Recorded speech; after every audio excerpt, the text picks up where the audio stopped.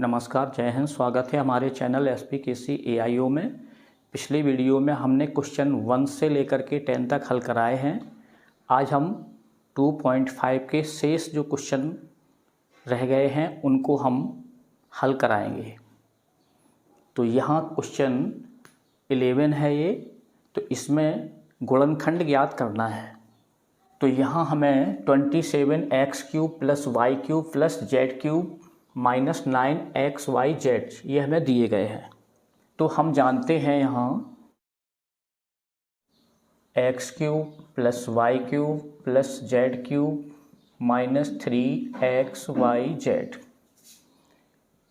ये इक्वल होती है x + y + z, और दूसरे ब्रैकेट में हमें दिया होता है x² + y² + z² -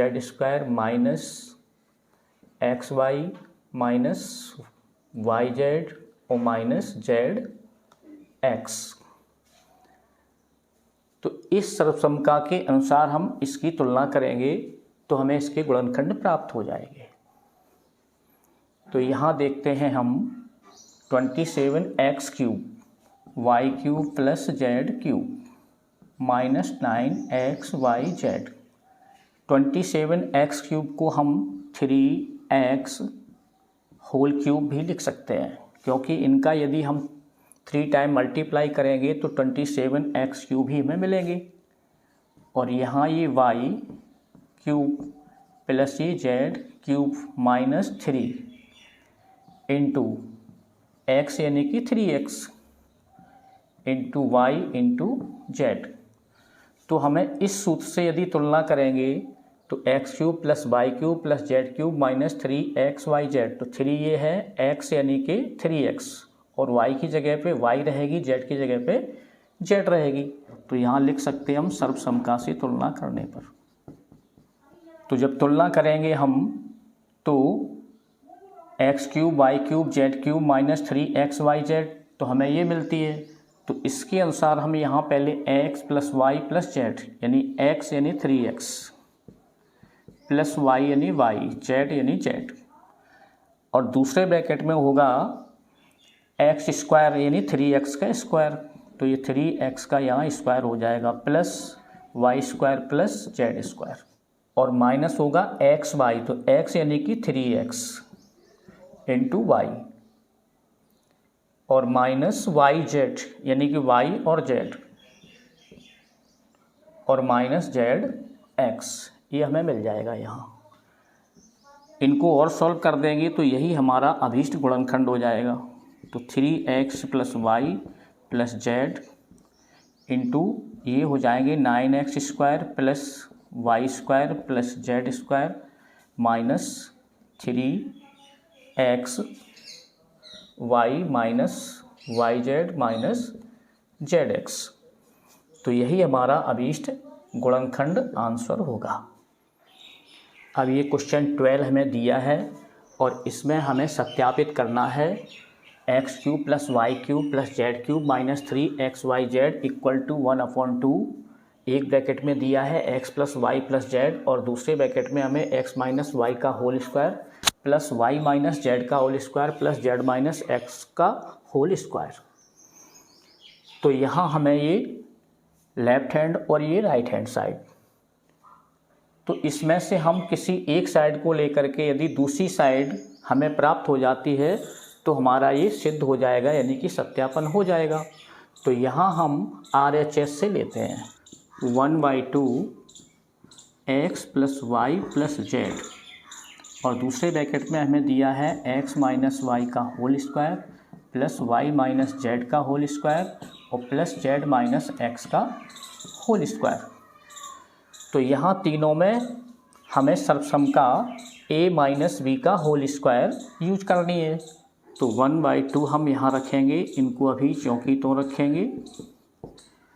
अब हम अंदर इनको सर्वसमका को हल करेंगे। तो यहाँ a - b का होल स्क्वायर वाली सर्वसमका का उपयोग होगा। तो यहाँ हो जाएगा x² + y² - 2xy, प्लस इसी प्रकार यहाँ होगा y square plus z square minus 2yz plus z square plus x square minus 2zx। तो ये 1/2 x plus y plus z मिलेगा। तो यहाँ देखेंगे एक एक्स स्क्वायर हमें ये मिल रहा है और एक एक्स स्क्वायर ये मिल रहा है, तो इन दोनों को ऐड करेंगे तो हमें मिल जाएगा 2x स्क्वायर। इसी तरह ये वाई स्क्वायर तो प्लस हो जाएगा 2y स्क्वायर, और जेड स्क्वायर पे ध्यान देंगे तो यहाँ हमें 2z स्क्वायर भी मिलेगा। अब हम एक्स वाई वालों को देखेंगे तो ये सिंगल है, 2xy लिख देंगे यहाँ, माइनस 2yz लिख देंगे, माइनस 2zx लिख देंगे। अब इन सब से हमें 2 कॉमन मिल सकता है, तो यहाँ हम लिख देंगे 1/2 x plus y plus z, और यहाँ हम 2 कॉमन ले लेंगे तो हमें मिलेगा अंदर x square plus y square plus z square minus x y minus y z minus z x. तो ये 2 से हमारे 2 डिवाइड हो जाएंगे। अब हमें यहाँ मिलेगा x plus y plus z, और यहाँ मिलेगा x square plus y square plus z square minus x y minus y z minus z x. तो ये हमारा फॉर्मूला होता है। तो ये बराबर होते हैं हमारे x square plus y square plus z square minus 3xyz के। तो यही हमें सिद्ध करना था। तो लिख देंगे अतः LHS इक्वल टू RHS। तो यहाँ लिख देंगे यही सत्यापित करना था।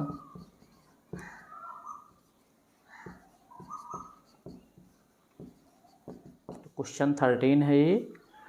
तो यहाँ यदि x plus y plus z equal to 0 हो तो हमें ये सिद्ध करना है कि x cube plus y cube plus z cube equal to 3xyz।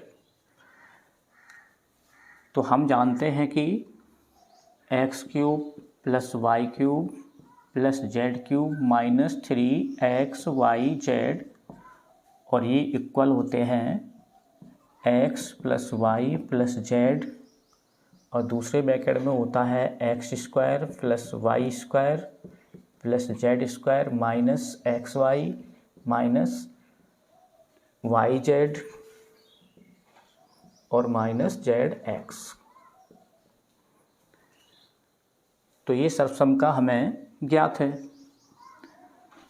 तो यहाँ हमें दिया हुआ है x plus y plus z equal to 0। तो चूंकि x plus y plus z equal to 0 ये हमें दिया है, इसीलिए तो x cube plus y cube plus z cube minus 3xyz equal, अब जहाँ पर x plus y plus z है वहाँ हम 0 रख सकते हैं। तो यहाँ x plus y plus z की जगह पे हम रखेंगे यहाँ 0, और इनटू होगा x square plus y square plus z square minus x y minus y z minus z x. अब हम ये जानते हैं कि 0 का मल्टीप्लाई हम किसी भी संख्या के साथ करेंगे तो हमें सदैव 0 ही प्राप्त होता है। तो यहाँ हमें 0 मिला। तो ये हुए x cube plus y cube plus z cube minus 3xyz। अब हम 3xyz को दूसरे पक्ष में ले जाएंगे, तो x cube y cube plus z cube ये हो जाएंगे माइनस है, तो दूसरी साइड में जाएंगे तो ये प्लस के हो जाएंगे, तो प्लस हो जाएंगे 3xyz, और यही हमें सिद्ध करना था। क्वेश्चन 14 है ये। तो इसमें हमें बिना घनों का परिकलन किए 2 सब क्वेश्चन हमें दिए हैं, उनका हमें मान ज्ञात करना है। तो ये भी सर्वसमता के आधार पर ही हम करेंगे। जो पिछले सवाल में हमने क्वेश्चन 13 में जो सर्वसमता का उपयोग किया था उसी सर्वसमता का उपयोग इस प्रश्न को हल करने में किया जाएगा। तो यहाँ हम देखेंगे क्वेश्चन 1 में, तो यदि हम x इक्वल -12 लेते हैं और y इक्वल 7 लेते हैं और z इक्वल हम 5 लेते हैं, ये हमने मान लिया। तब सर्वसमता से, तो सर्वसमता हमारी क्या होती है, x³ + y³ + z³ -3xyz = x + y + z, और दूसरे ब्रैकेट में होता है x² + y² + z² -xy -yz -zx। तो यदि हमें x + y + z = 0 प्राप्त हो जाए तो हम इस सर्वसमता को इस तरह से लिख सकते हैं, x³ + y³ + z³ और इक्वल 3xyz। क्योंकि यदि यहाँ 0 हो जाएगा तो 0 का इसमें मल्टीप्लाई होगा पूरे ब्रैकेट के अंदर, तो ये हमें इस साइड में 0 प्राप्त होगा। तो यहाँ हमें इतनी सर्वसमता प्राप्त होगी। तो यदि हम -3xyz को दूसरी साइड में ले जाएंगे तो ये प्लस के हो जाएंगे, तो ये हमारी सर्वसमता हमें प्राप्त हो जाएगी। तो हम सबसे पहले यहाँ देखेंगे कि ये हमारे शून्य होते हैं कि नहीं। तो यहाँ लिखेंगे यानी x + y + z = 0 से तुलना। तो x इक्वल हमें ये -12 दिए हुए हैं और y इक्वल 7 दिए हुए हैं और z इक्वल 5 दिए हुए हैं, तो ये 0 होना चाहिए। तो यहाँ देखेंगे तो -12 और +7 + 5 ये भी 12 होते हैं इक्वल 0, तो ये 12 से 12 कट जाएंगे, तो यहाँ 0 इक्वल 0, तो यानी x + y + z = 0 होंगे। तो इसलिए हमारा ये फॉर्मूला बनेगा x³ + y³ + z³ = 3xyz। अब हम इसमें मान रख देंगे, तो x यानी कि -12 क्यूब, y यानी 7 क्यूब, z यानी 5 क्यूब, तो ये हो जाएगा 3 × -12 और y यानी 7 और z 5। अब हम इनका मल्टीप्लाई कर देंगे, तो ये हमारा होगा 1260। इनको यदि मल्टीप्लाई करेंगे तो हमें इतने प्राप्त होंगे और ये माइनस का होगा, तो यही हमारा आंसर हो जाएगा। अब ठीक इसी प्रकार से हम ये दूसरा सब क्वेश्चन करेंगे। तो इसमें हमें 28 होल क्यूब दिया है +-15 होल क्यूब +-13 होल क्यूब। तो यहाँ ये x y z हम इनको लेके चलेंगे, तो x यानी कि 28 और y -15 और z -13। तो फिर हम इसी सर्वसमता से इसकी तुलना करेंगे, तो यहाँ x + y + z = 0 होगा, तो हमें ये सर्वसमता इस तरह से प्राप्त होगी। तो अब यहाँ हम रख देंगे, यहाँ x + y + z = 0 से तुलना करके, तो x हमारे 28 होंगे यहाँ और y -15 होंगे और z -13 होंगे। अब हम यदि ब्रैकेट को खोल देंगे तो ये हमारे 28 प्लस का माइनस में यदि हम गुणा करेंगे तो ये -15 होंगे और यहाँ भी प्लस का माइनस में मल्टीप्लाई होगा तो माइनस यहाँ 13 हो जाएंगे। अब इनको हम ऐड कर देंगे तो ये 28 और 15 -13, तो दोनों को ऐड करेंगे तो ये हो जाएंगे 28। तो 28 से 28 हमारे कट जाएंगे, तो हमें ये 0 प्राप्त होंगे। तो यहाँ 0 = 0 मिल जाएगा हमें। तो अब हमें ये सर्वसमता प्राप्त हो जाएगी। इसमें अब हम मान रख देंगे, तो x की वैल्यू यहाँ 28 है, तो 28³ + y -15³ जेड माइनस 13 क्यूब। तो इनका हल होगा तो 3 इंटू एक्स यानी 28 होंगे ये, और y माइनस 15 होंगे, और ये माइनस 13 होंगे। तो यहाँ माइनस माइनस प्लस हो जाएगा, तो हमारा आंसर प्लस में आएगा। तो इन चारों का यदि हम गुणा करेंगे तो हमें 16,380 प्राप्त हो जाएंगे।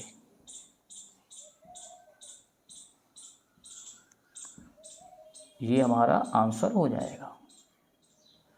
क्वेश्चन 15 है और इसमें हमें 2 सब क्वेश्चन दिए हैं, जिसमें हमें 2 आयतों के क्षेत्रफल अलग अलग दिए गए हैं और उनसे हमें लंबाई और चौड़ाई के लिए संभव जो व्यंजक हैं उनको हमें ज्ञात करना है। तो पहला है इसमें, तो इसमें हमें एरिया इसका दिया हुआ है 25a² माइनस 35a प्लस 12। तो इसको हम गुणनखंड द्वारा हल करेंगे। तो यहाँ होगा हमारा a equal to 25a² minus, और 35 को हम लिख देंगे 20 प्लस 15, क्योंकि यदि हम इनको ऐड करेंगे तो 20 प्लस 15 यानी 35 a प्लस 12। तो अब हम इनमें देखेंगे 25a² तो माइनस हो जाएंगे 20a, और ये माइनस हो जाएंगे 15a और प्लस 12।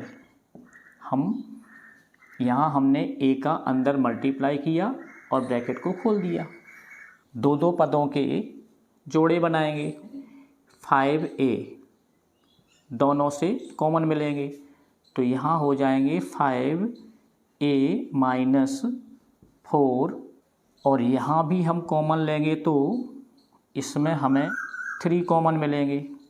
तो जब माइनस कॉमन लेते हैं तो ब्रैकेट के अंदर हमें माइनस का प्लस हो जाता है और प्लस का माइनस मिलता है। तो यहाँ हो जाएंगे 5a माइनस 4।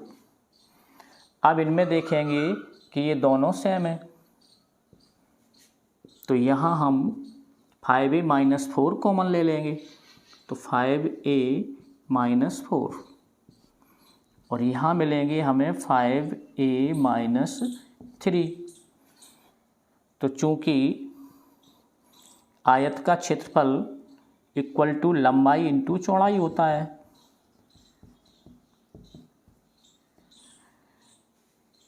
तो इसीलिए यहाँ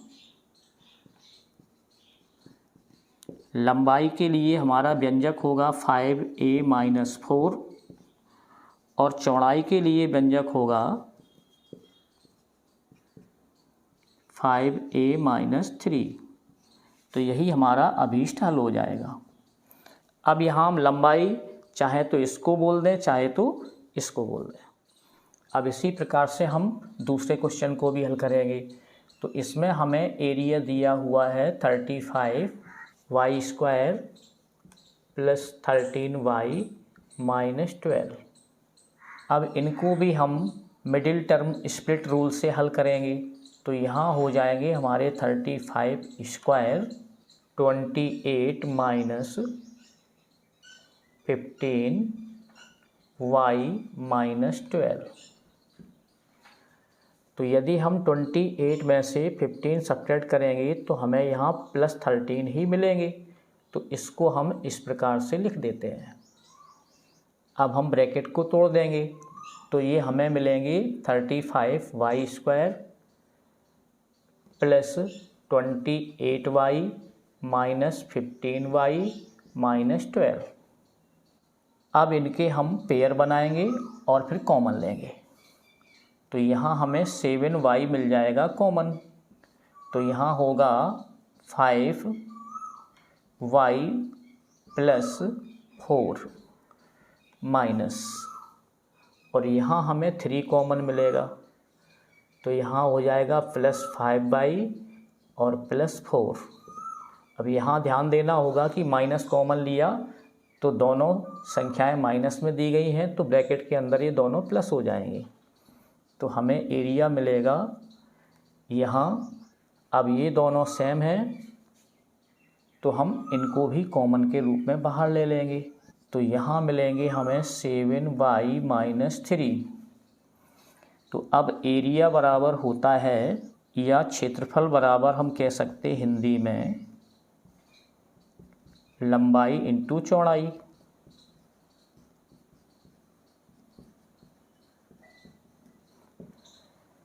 तो अतः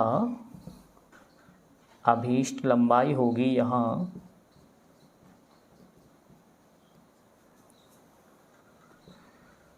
5y+4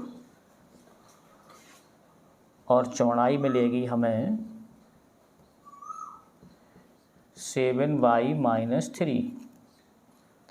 अब चूँकि यहाँ लंबाई और चौड़ाई, हम इसको लंबाई कह सकते तो इसको चौड़ाई कहेंगे, और इसको चौड़ाई कहेंगे तो इसको हम लंबाई कहेंगे, क्योंकि आयत में यदि लंबाई और चौड़ाई का गुणा करेंगे तो क्षेत्रफल हमें सेम ही मिलेगा। तो ये हो जाएगा हमारा आंसर।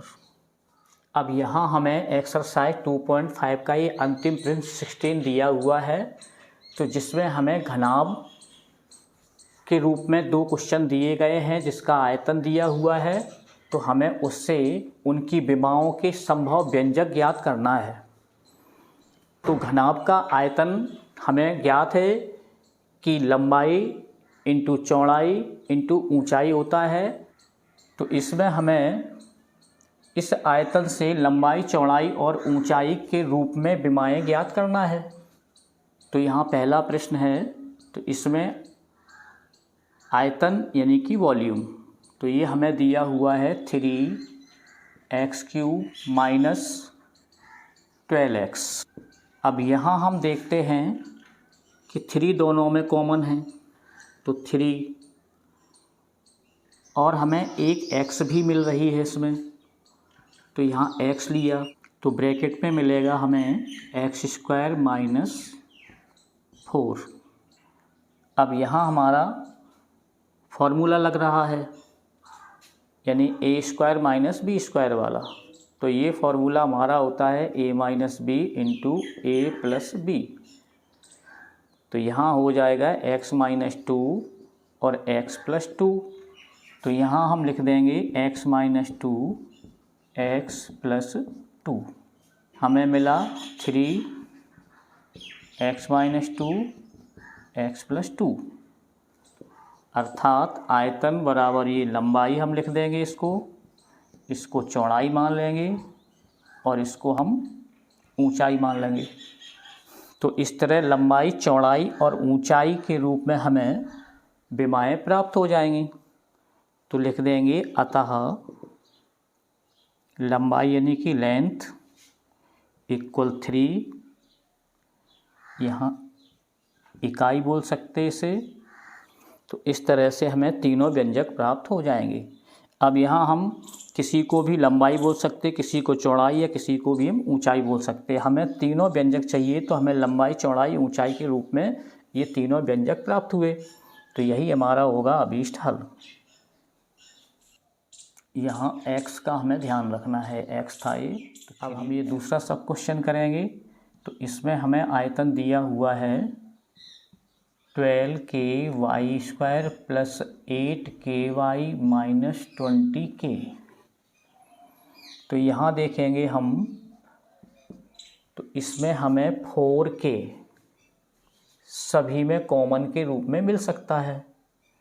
तो 4k हमने इसमें कॉमन लिया, तो हमें ब्रैकेट के अंदर मिलेगा 4 × 3 = 12 यानी 3, और ये y² प्लस 4 × 2 = 8 यानी 2 y माइनस और 4 × 5 = 20 तो 5, और k हमारा ये बाहर निकल आया सभी से। तो अब यहाँ 2 गुणनखंड हमें प्राप्त हुए, जबकि आयतन के लिए हमें 3 चाहिए। तो यहाँ होगा 4k ब्रैकेट में 3y² प्लस इनको 2y को हम 5 - 3 और y लिख सकते हैं -5, यानी कि यदि हम इनका मल्टीप्लाई करें तो हमें इनका फर्स्ट और लास्ट वाले पद का मल्टीप्लाई मिलेगा। और यदि हम इनको ऐड या सब्ट्रैक्ट करेंगे तो हमें ये मिडिल टर्म मिले। तो 5 में से हम 3 को सब्ट्रैक्ट करेंगे तो हमें 2 मिल जाएगा, तो ये हमारे 2y हो जाएंगे। तो यहाँ v होगा 4k 3y² plus 5y minus 3y minus 5। इनको हम यदि इस तरह से लिख दें 3y² minus 3y minus 5y minus plus 5y minus 5, और हम इनके पेयर बना लें तो हमें ये इस रूप में मिलेंगे कि 3y यदि हम कॉमन ले लेंगे इसमें से तो ये y माइनस 1 बचेगा। इसमें यदि हम 5 कॉमन ले लेंगे तो y माइनस 1 हमें यहाँ भी मिल जाएगा। अब इन दोनों में ये सेम है तो इसको भी हम कॉमन लेंगे तो ये 4k ब्रैकेट में y माइनस 1 हमें मिल जाएगा, और दूसरे ब्रैकेट में 3y प्लस 5 हमें मिल जाएगा। तो अब हमें ये 3 पदों में गुणनखंड प्राप्त हो गए। तो इनको हम लंबाई, चौड़ाई और ऊंचाई के रूप में बोल सकते हैं। तो लिख देंगे अतः लंबाई, चौड़ाई एवं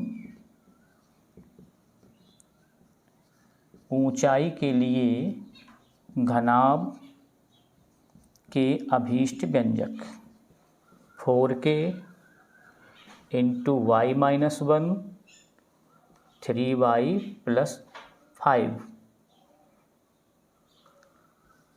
होंगे ये आंसर। तो उम्मीद करते हैं कि आपको ये सभी प्रश्न समझ में आए होंगे। यदि समझ में आए हैं तो वीडियो को लाइक करना ना भूलें, और यदि नए हैं तो चैनल को सब्सक्राइब ज़रूर करें, जिससे कि आपको अगले आने वाले वीडियो के लिए नोटिफिकेशन मिलता रहेगा। वीडियो देखने के लिए धन्यवाद।